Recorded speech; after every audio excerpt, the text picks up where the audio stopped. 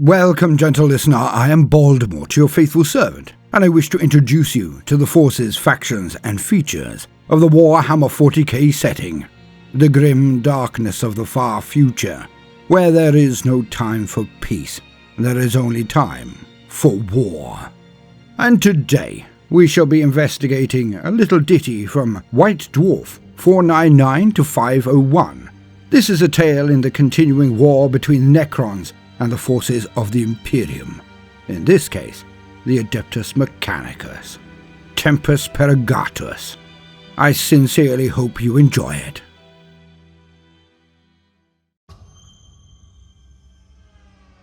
Tempus Purgatus. The Adeptus Mechanicus come under attack from a Xenos foe. Part 1. The Magos.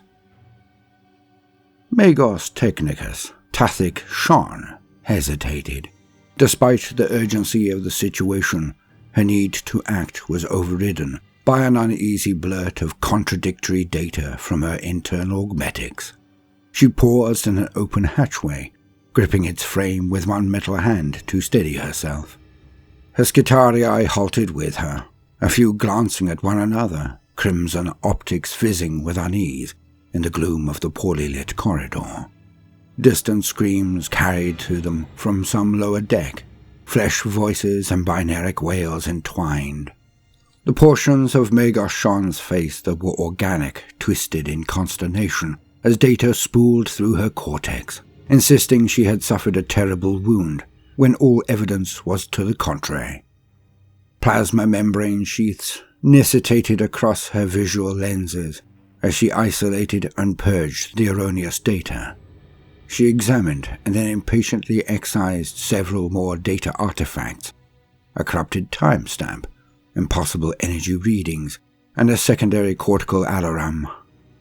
I have no time for such nonsense, she thought, and goaded herself into motion. The lumens studding the corridors of the explorator bark, Savant, were flickering as though the ship's machine spirit were distressed. Smoke drifted in thin runnels along the ceilings, flowing from somewhere deeper where violence had doubtless been done. Yet Magos Shan did not fear harm at the hands of the Xenos that had boarded her vessel. Rather, she felt the need to punish them for their presumption in setting foot upon this blessed bark of the Omnissiah. She feared anything as much as so heavily augmented a being as she still experienced based human emotions. It was the risk that the alien boarding party might imperil the device. That was why she made haste through the passages and chambers of the Savant, accompanied by her Skitarii clades and hulking Castellan robots, to reach the vault that contained the device and ensure it was secured against hostile alien threats. And then, she thought with fierce satisfaction, to unleash its sacred might upon the Xenos filth. Magos Shan had brought the device all the way from the deep vaults of her forge world. Styges 8 harbored many such ancient treasures of the Omnissiah, and, though perhaps she should have sought more explicit permission from her superiors before liberating this one, Shan was certain that the machine god would not begrudge her the use of one in so holy a crusade as this. To strike at the heart of the Pariah Nexus, to comprehend the twisted uses the deviant Xenos had found for precious Noctilith, and to reclaim that vital substance for the use of the Omnissiah servants. Such was surely holy work. It was also, as this present situation demonstrated all too neatly, perilous. Hence, Magos Shan's choice to liberate the device in its auto-reliquary and bring it with her in secret. She did not doubt that such a gift of the Omnissiah would prove its worth when unleashed upon the heretical androids that had boarded Savant.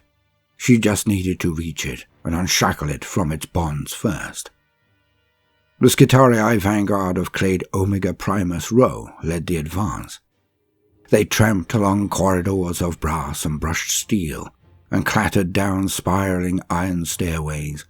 Their radium carbines swept every hatchway in shadow. Their optic lenses burned with purpose in their ironclad helms. Such loyal protectors would allow nothing to harm their mistress, Shan knew. For all that, she was glad of Clade's Omega Secundus Rho and Omega Tertius Thetis, stiffening her force's numbers, and for the trio of massive castellans that surrounded her protectively while their datasmith, Hein, scurried in their wake. Reaching the bottom of another stairwell, the Scitarii of Omega Primus Rho recorded themselves smoothly, preparing to push through the heavy cog-shaped bulkhead door before them. This portal, Shan knew, led onto the deck where the device languished in its vault. She also knew, thanks to the constant inload stream of her advanced augmetics, that Xenos contacts were reported approaching the vault from the opposite direction. Time is our enemy here, she thought. Binaric hymnals rang out as the Scitarii Vanguard Alpha of Omega Primus Rho completed his interference abasement with the bulkhead door's machine spirit. "Clear to advance, Magos," he blurted to her. "Dispensation Scitarii Alpha 118 Rho," she replied in binaric cant. "Serve with alacrity and offer the mercy of the machine." She received a fierce blurt of acquiescence. It was a popular sentiment within the Scitarii of Styges 8, the mercy of the machine. Shan supposed it constituted a form of humour. Machines, after all, performed their function without compunction. There was no mercy to be found within their relentless iron hearts. The bulkhead door cycled open amidst the tolling of brass bells and fanfare screeching binaric choristry from cherubic servitors wired into alcoves above the doorway. The carmine strobe of emergency lumens split through, limning Omega Primus Rho for an instant as though drenching them in gore. Then they advanced, guns up, and the rest of Magos Shan's force followed them through. The Magos sensed at once that something was awry in this portion of the ship. The Savant had been part of a small Adeptus Mechanicus flotilla, attempting to travel from the Martika system to reinforce the Imperial defenders at Vertigus. The deleterious effects of the Nephilim anomaly had turned their journey into a grueling trial, as the vessels had dropped unexpectedly out of the warp time and again, suffering more attritional damage each time. Yet the empiric disjunction that had hurled Savant out of the warp had been an order of magnitude more violent and damaging than anything else the flotilla had experienced. It was why their sister ships had been forced to abandon them in their race to reach the Vertigus system, and why Magos Shan had become acclimatized to seeing damage wrought throughout the ship's corridors. All she had done for the past 5 Tempus Indomitus standard days was work at repairing that damage.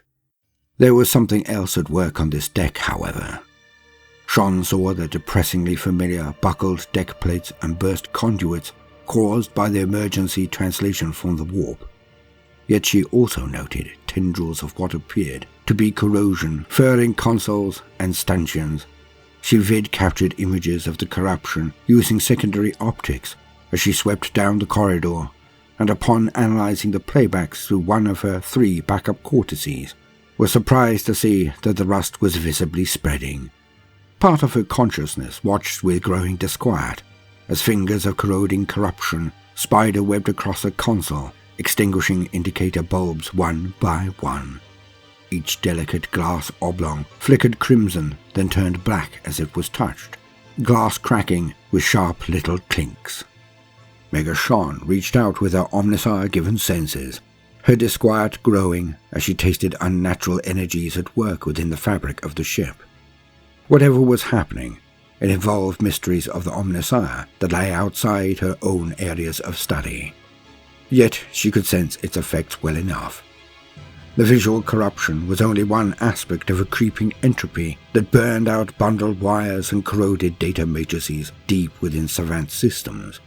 Yet, laced amongst these deleterious effects, were stranger anomalies still. Shan's flesh face twitched again as her data senses touched upon a conduit amidst the damaged sections that instead seemed in perfect working condition.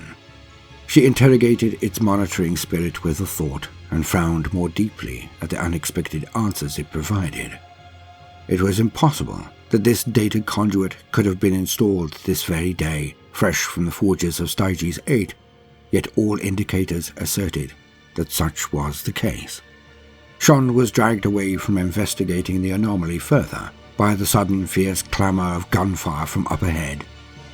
With a binaric curse, she refocused her primary attention upon her surroundings. 170 feet further along the corridor, Magos Shan's internal auspex detected xenoform energy signatures. The strobe-lit murk of the corridor curdled further there as flashes of emerald light silhouetted the Skitarii of Omega Primus Rho, who stood in close firing ranks and laid down a hail of radium rounds at the approaching aliens. One of Shan's devoted warriors was blasted from his feet, layers of metal and flesh billowing away from his body under the flaying energies of his killer's gun. Through the gap left by the fallen soldier, Magos Shan got her first look at the android Xenos advancing down the corridor. Killing light glinted in the artificial eyes of the Necrons, the ghoulish machine creatures shambling closer by the moment, their guns spitting beams of vivid green energy into the exposed Skitarii.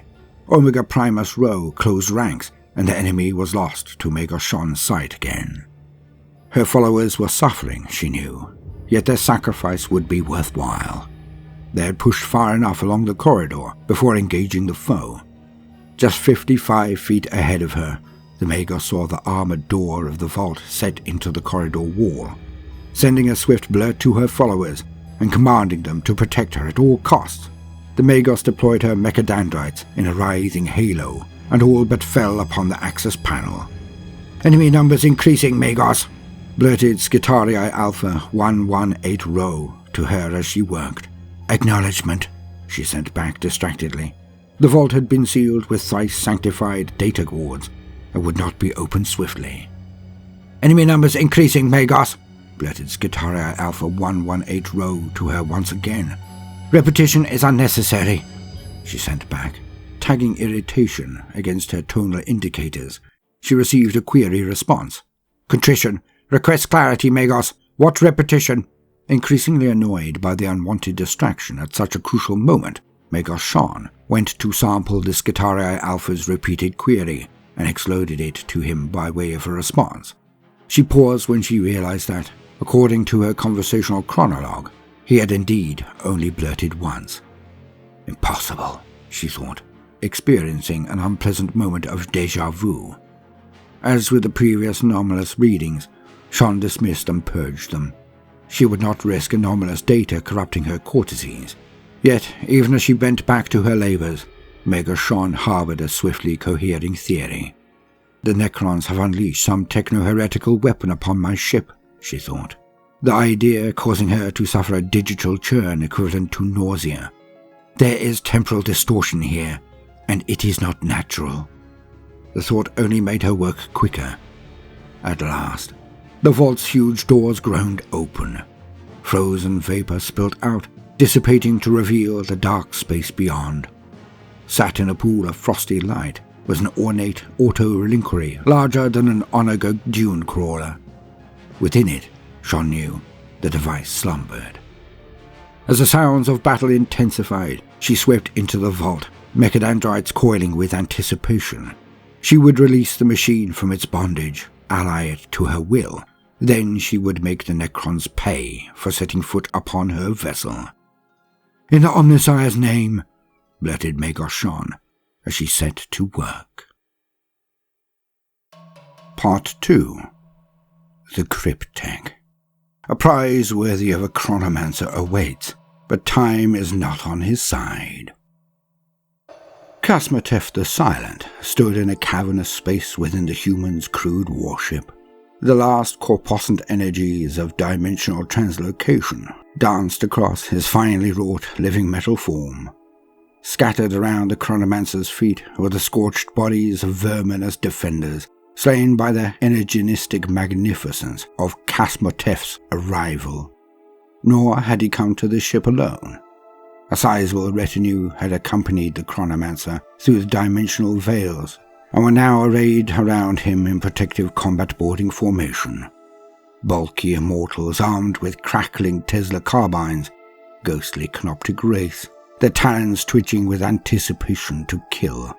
A squad of sinister death marks, ranks of vacant-eyed warriors ready to do his bidding. all had been liberated from amongst the legions of Kasmatef's lord and master, Nektoshar the Immeasurable. They were but a drop in that particular ocean, and Kasmatef judged a paltry enough force by Nektoshar's standards that their absence would not be missed. After all, Kasmatef had done all the work to prepare for his raid. He would not see the prize and the glory stolen by the aristocratic dullard in whose ship he laboured. Though its flesh and blood occupants had been slain, the chamber still harboured life. It was lined with rows of huge glass and metal vats that looked, to Kasmatef's eye, typical of crude human artifice. Within each, enormous algal blooms stirred midst sluggish, fluid currents. The chronomancer judged their purpose to be oxygen production to sustain the flimsy organic forms of the crew. He noted, however, that the algae behaved strangely. One by one, the blooms were turning black as though decomposing at an accelerated rate. As each crumbled and drifted as sludge to the bottom of its tank, so then it grew again with unnatural vigour until its soupy matter filled its vats from top to bottom. The dying off would then begin again in a seemingly endless loop. Kasmatef considered it a point of professional pride that he could recognize temporal distortion at work, yet this was nothing of his doing. "Curious," he vocalized, tapping his fingertips against the grip of his Aeon stave. His immortals looked in his direction, then determined that his utterance had not been a battlefield order.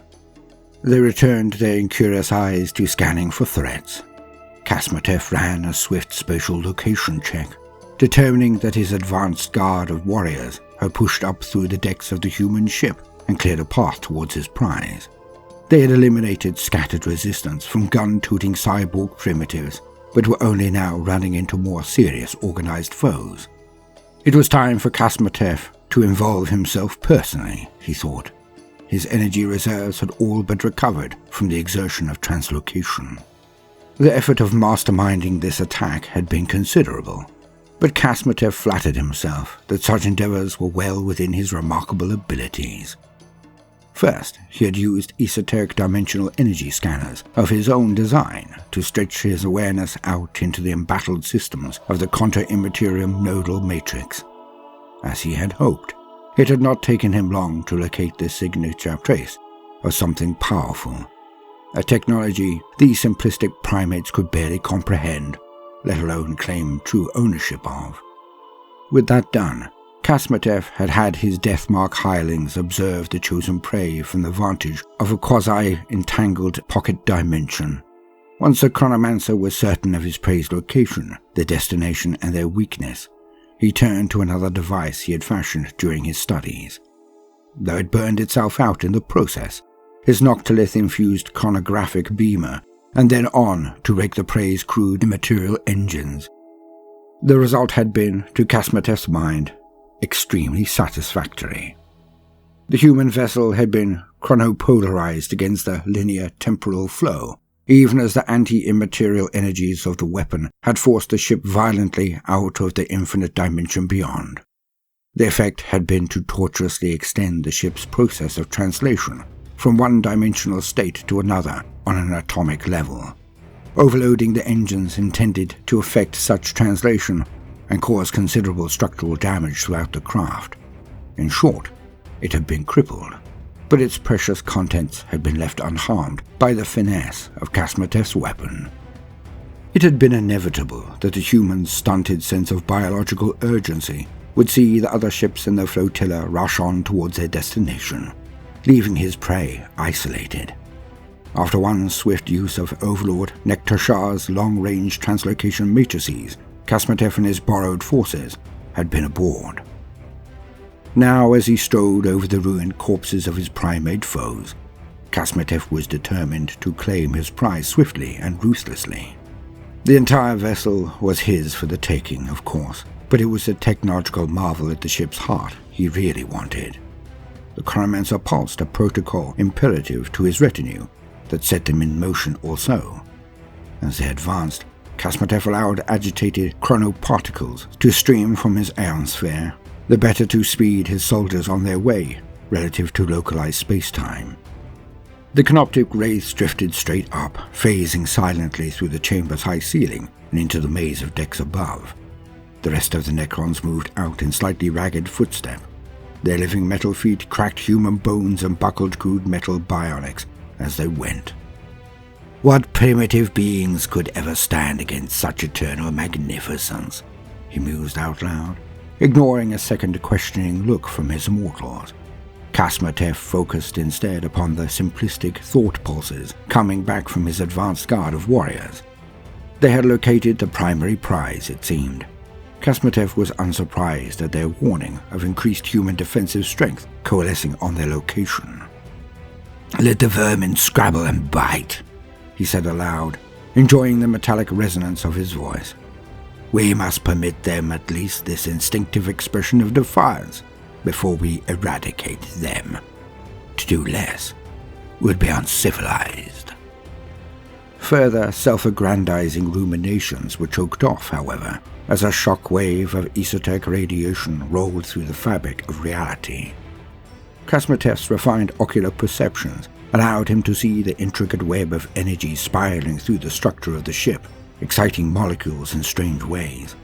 In some places, their arrangement twisted, extrusions of heated metal bursting from deck plates and walls like bone spurs. In others, small explosions blossomed as the molecular excitations became too great. Sudden urgency gripped Kasmatef, and his good humor evaporated. It had never even occurred to him that the primates might actually understand how to use the device they harbored, let alone that their primitive urges would lead them to unleash its powers in a weaponized form. He was disturbed by the score of overlapping, stuttering alarm pulses that came back to him from his advanced party, looping and repeating in counter-temporal contradiction until one by one they died away. Whatever the human technology was, Kasmatef thought, it was evidently more powerful than even he had initially thought. Worse, its effects appeared to be entangling themselves on an energistic level with the leftover chrono-immaterial radiation that had saturated the vessel after his weapon had smashed it back into reality. The notion that he might have overreached was as alien to Kasmatef as concepts like physical hunger or mental tiredness. He had been freed from all such shackles by biotransference long eons before, yet even he had to admit to a certain amount of trepidation. Passing commands at his retinue to advance more swiftly, and cut down any who opposed them without mercy or consideration of the triarchal codes. The cosmic science practiced by the Necron cryptex was so advanced that they seemed sorcerers to the galaxy's younger species, and to Kasmatef's mind, they were pursued with perfect intellectual rigor. Yet, just as a crude flesh-and-blood creature might shatter a delicate machine that was far beyond its understanding by striking it with a rock, so, conceivably, could the primitive tech shamans on this ship destabilize Kasmatef's own endeavors by recklessly unleashing technologies they did not understand. The chronomancer thought again of the algal blooms growing and dying in an endless loop, and urged even more speed from his followers. Somewhere ahead, Gorse weaponry discharged with sounds like ripping cloth, accompanied by the crackle and snap of his immortal's Tesla carbines. Kasmatef barely noticed the human life signs winking out in his extended perception matrix. His thoughts were firmly fixed on his prize. He would blast a path through his enemy's simplistic defenses, overwhelm them with the magnificent military might of the Necron dynasties, and relieve them of their technological wonder. More importantly, he would do this before they succeeded in releasing its true potential in a way that might actually endanger his continued existence. "Such primitive creatures cannot be trusted with technology of this sort," he told his disinterested followers, uncaring that they had not the mental faculties to comprehend his meaning. "It is for their own good that I take this wonder of artifice from them, after all," he finished, enjoying a moment of cruel amusement. "The poor things might hurt themselves with it."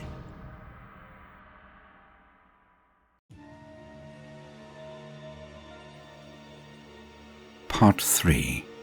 The Moment. The tech adversaries realize that time is not on their side. Gunfire, energy weapon discharge, and binaric shouts of pain echoed throughout the savant. Magos Shan could feel the vibrations tormenting the venerable ship's structure even as she strode along its corridors. Around her, the remainder of her forces advanced, bloodied but unbowed after their gunfight with the invading Necrons. Shan was analyzing the Xenos advance, enloading augured data and binaric exchanges from the ship's noosphere, as smaller bands of Skitarii and weapon servitors encountered the aliens.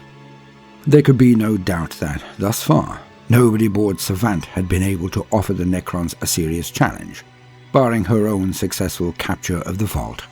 Yet Magos Shan still felt confident. Firstly, she was certain now to within acceptable tolerances that the Xenos were the source of the increasing temporal anomalies and supernatural phenomena plaguing the ship. This was good. It made it easier for her to ignore the ghostly echoes of Skitarii she had seen slain mere moments earlier, still marching alongside their living compatriots. They were mere products of tech heresy, soon to be purged by the light and logic of the Omnissiah. Secondly, Magos Technicus, Tathic Shan, was certain that she could defeat the foe, for she was now master of the device.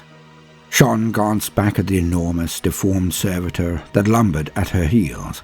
The creature was forced to bend almost double to negotiate the ship's corridors. Its over-muscled bulk was thrice that of the castellans that moved in its shadow. Obviously vat-grown for the purpose of hosting the device, the servitor was headless and milk-pale, save where its flesh had been blackened by the frostbite of extended cryo-slumber. The myriad tubes, fiber bundles, and metallic extrusions of the device threaded themselves in and out of its frame, connecting the bulbous armor-glass tanks that rose like enormous blisters all over the servitor's body. With each, Shan could see the filtered vitae of the servitor mingling with a quicksilver-like liquid that swirled in invisible currents. Blue-white lightning danced through those armored tanks, energies that had been unleashed at Shan's binaric urging to completely eradicate Omega Primus Rho and the mass of Necrons that had been about to overwhelm them. Shan was confident that the martyrdoms of her faithful Skitarii would earn them a place in the Omnissiah's eternal mechanisms. Meanwhile, she hoped fervently that the aliens that they had fought now suffered the worst torments the machine god could contrive. For her part, Shan concerned herself with the Xenos androids still infesting Savant. Stepping through another high hatchway, the Magos emerged into maintenance shrine Ajaxid Tertius. This would be her battleground. Let the Necrons meet her here, she thought. All data indicated that they would arrive at this point within minutes, staunchly ignoring the fact that her internal chronologues were spiraling backwards and forwards, seemingly at random, and that the bulky machines of the maintenance shrine furred over with swift-spreading rust before gleaming with apparent newness. Shan deployed her remaining forces. "In the Omnissiah's name, we will halt them here," she blurted. She received determined responses from all of her followers. She chose to ignore, also, that several of them came from warriors already slain. One deck below Shan's position, and hastening up a broad set of steel steps, Chronomancer Kasmatef the Silent adjusted his grip on his Eon Staff and sent final protocol pulses to his retinue. To his annoyance, his canopted wraiths had become embroiled in holding back human soldiers advancing through an adjoining partition of the ship, and then been trapped in a bubble of recursive time that showed no sign of abating.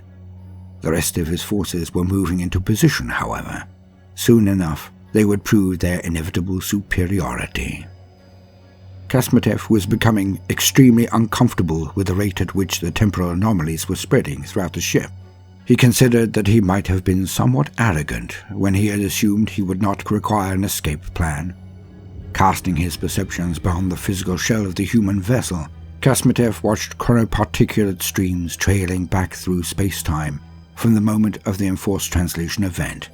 Streamers of immaterial contra-causality braided themselves through the energetic streams, warping their effects in unpredictable ways. It looked to Kasmatef as though they were weaving themselves around the ship like an invisible cocoon, one he had no desire to be sealed inside. He dared not risk the humans triggering their device again. "I must end their ignorant fumbling before they bring us to disaster," he muttered, then sent an annoyed override pulse to fix the heads of his immortals forward before they could glance a question at him yet again. A moment later, the elite android soldiers had more than enough to occupy their combat-centric personality engrams. Advancing through another hatchway, the Necrons found themselves subject to a hail of fire from the other side of a broad chamber dotted with bulky agglomerations of machinery. Several warriors were punched off their feet by the impact of radiation-soaked rounds, while a plasma beam erased an immortal from the waist up. Kasmatef, who had known the barrage would be incoming, ducked swiftly behind one of the humans' crude machine banks. It had to look to the enemy as though they had caught his warriors by surprise. That way, or so the chronomancer hoped, the primitives would be so caught up in the excitement of blasting his foot soldiers apart that they would not turn their attentions to a shadowy gantry up near the chamber's ceiling. Up there he could see his death mark stepping from a pocket dimension. They would put down the human tech shaman, thus preventing the creature from triggering the device again. Once that threat was neutralized, the rest of the foe could be exterminated at leisure, while Kasmatef applied his immense intellect to carefully defusing the temporal time bomb his idiotic foes had created. Magos Shan watched the Xenos march like mindless automata into the gunfire of her followers and offered binaric praise to the Omnissiah. Of course, such degenerate alien machines would prove clumsy and easily defeated when confronted by the might of the machine god's servants, she thought. True, some of her Scitarii rounds passed through the air with impossible slowness, becoming ever more sluggish until they hung frozen, and that was unsettling. But the rest of their firepower hit home with pleasing force. Necrons toppled with chunks of their crania blasted away, limbs torn off or bodies melted by radiation and energy blasts. Her Castellan robots plowed through the foe's midst, Datasmith hing, huddling in their shadows as their huge fists pulverized alien androids. Energy blasts flashed back in response from the aliens' guns, reducing more and more Scitarii to ruined corpses and even toppling one of the Castellans. Yet it was clear the fight was going Shan's way. "It is time," she blurted, turning to the device. "In the Omnissiah's name, I beseech thee, unleash again thine scourging might and put an end to these deviant Xenos." Lurking behind the ugly bulk of the machine bank, Kasmatef sensed to his horror what the tech shaman was about to do. He pulsed a query to his death marks, but the response was unnaturally sluggish. They would not fire in time. Setting aside his anger at the way his retinue was so singularly failing to defeat this unsophisticated foe, he realized that he must risk one tightly contained temporal manipulation if his plan was to succeed. It was a calculated risk. One of Kasmatef's wisdom and skill would surely be able to carry it off without triggering disaster, he told himself. Resolved, he stepped from cover and leveled his Eon stave at the tech shaman and the grotesque hulk of meat and machinery looming above her. Silver-blue lightning was sparkling into life across its body, and Kasmatef saw braids of chrono-immaterial energy rising their way in through the hull of the ship, questing towards the source of the esoteric energies. "This cannot happen," he snarled. "I will not allow it." In his peripheral senses, Kasmatef saw the energy flares as the death marks fired at last. Invisible to the naked eye, the beams of their synaptic disintegrators reached out to transfix the enemy tech shaman. In the same instant, Kasmatef unleashed the power of weaponized time, aiming it to wither the biological frame hosting his prize, and thus prevent it from discharging the device. The rising tendril of chrono-immaterial energy that stabbed inward from the void at that moment seemed, to Kasmatef, as though it were driven by some malevolent sentience. It fouled his intervention, entwining itself with the energies he had unleashed before reacting with unexpected volatility to his temporal bolt.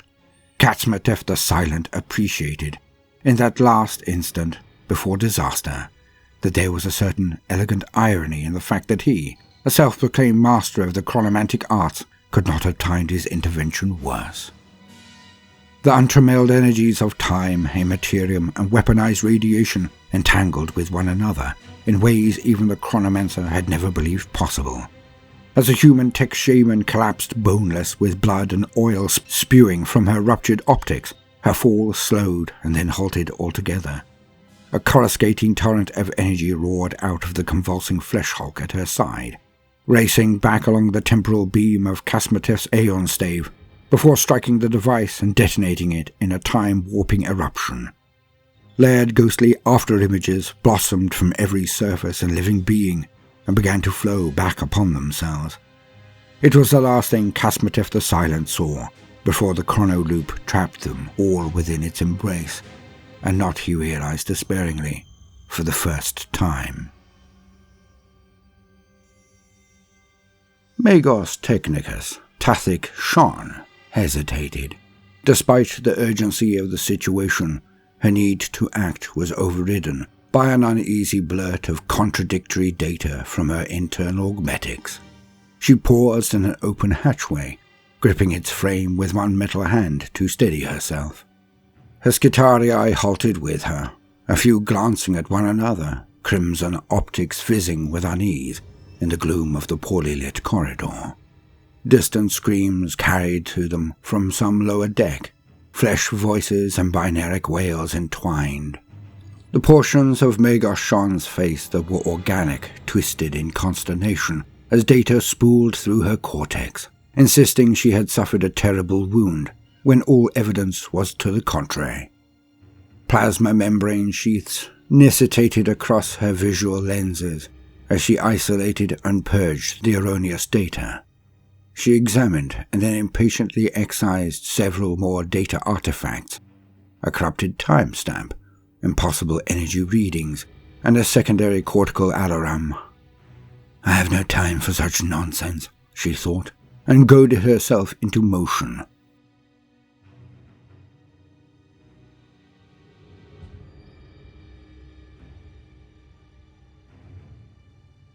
Please like and subscribe for more content, and I hope to see you on Friday. Now, no matter what you do today, do try to make some time for fun. Toodaloo.